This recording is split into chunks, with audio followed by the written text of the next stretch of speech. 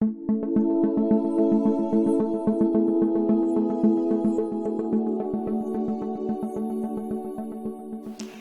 let's look at why pelvic floor and abdominal muscles could be a really good idea for you if you get some leakage when you're on the move, especially when you're walking, climbing stairs or running. So what we're going to do is don't use any muscles at all, even though you know what you could do with them. Just leave them all hanging out and relaxed and pretend that you're going for a walk. So let one leg go out straight, just along the mat, and then bring it back in. And now your other leg go out and back in. And it's a bit stylized, but it's a pretend walk. And as you move your legs, can you feel what's happening to the middle section of your body? It's moving up and down. Your pelvis is tipping backwards and forwards. And if there was a glass of champagne on your tummy, what would happen to it? Fall over. I think it would fall off. There's a bit of a wobble. Now, if you pause, imagine yourself walking along for real. Your pelvis is moving with every step you take. That means your bladder is moving with every step you take. And the problem with the bladder is it's a bit like a lemon jiffy bottle. It's got a tiny hole to the outside, but if you shake it, it's very vulnerable to leaking.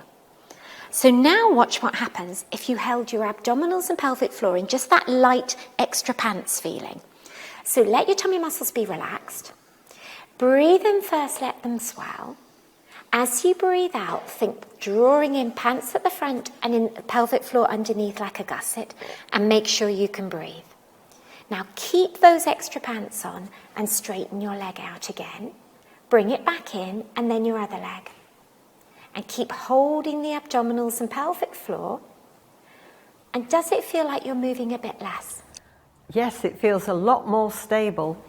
Now, it's often not a dramatic difference, but if after this next one you stop and you let go, right, and now don't hold your muscles in and move your legs. Yeah. Yes. It's definitely more wobbly without your muscles. Yeah. Yeah.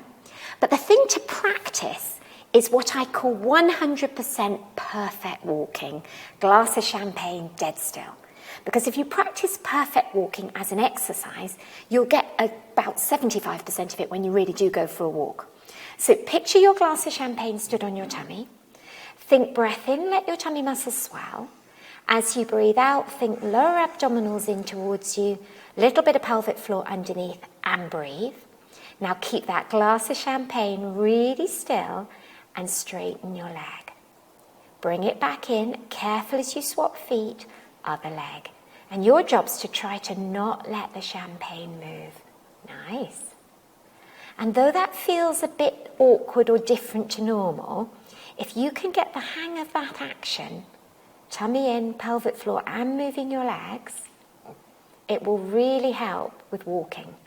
One more each leg. Back in, stop, and let go. Nice. Yeah. Yeah. Now, the other thing we do loads of is climb stairs. So when we climb stairs, one leg comes in towards us, then you put your foot on the step, and for a moment they're both there, and then your other leg comes up, and then your foot goes on the step. And now think about that glass of champagne. Not only does it want to wobble this way, but it also wants to wobble that way. Yeah. So stairs can be a bit of a hazard. People often say they've gone to London for the day and all those escalators and their bladder was really not happy. So your next job is to keep your glass of champagne still while you climb stairs. So you can put your fingertips on top if you find that helpful. So you can do breath in, let your tummy swell. As you breathe out, think lower abdominals, pelvic floor just a little bit, so you can breathe really nicely over the top. And then fold one knee in, knee over hip, pause. Now put that foot down, just for a moment, both feet are on the steps together. And then without losing your tummy, bring your other leg up. Slowly down, feet side by side, keep the glass of champagne steady, bring your leg up. Slowly down, have a breath if you need one, and then pick up. And it takes a bit of thinking, and down. And ideally we're going to blow out when we lift your leg up. And we'll always breathe in again as it goes back down, and then breathe out, pick up. That's it, and back down. So one more each leg. And it won't feel like you're doing anything that interesting, but keep holding. And then when you put your foot down, let go of your tummy, let go of your pelvic floor, and you'll feel them drop away. Oh, yes. Yeah? Yeah. So it's getting your brain, your middle, tummy and pelvic floor, and your legs to all work as a package, not just go brain, legs, and miss out the bit in the middle. And the last one I like to do in the sequence is particularly good if you like to run, because when you run, at a moment in time, both feet are off the floor. Now this one's quite a lot harder, so find your tummy muscles with your fingertips. Breathe in first, let them swell. As you breathe out, think lower abdominals in. Find your pelvic floor, make sure you can breathe. Fold one leg up into that tabletop position, and that's quite easy to do, and we'll just keep your knee over your hip. Now you're going to have to think really hard. Can you keep the tummy flat and the pelvic floor lifted as the second leg comes up to join it? It's a lot harder to do. And you've got to be careful to keep a really good hold. And breathe. And now going down is tricky too. Slowly down with one leg, slowly down with the other leg. Pause, have a few breaths. So bring first leg up's quite easy. Have a breath. You need to be breathing out as you use your muscles and bring your second leg to join it. And breathe. And then as you breathe out, slowly lower your first leg back down just for one, and then lower the other. And then have a rest. And you'll find 2 at a time makes you think, oh. Yes. And there is a bit of a temptation for the tummy to bulge. So your goal is to learn to hold it really steady as you move your legs.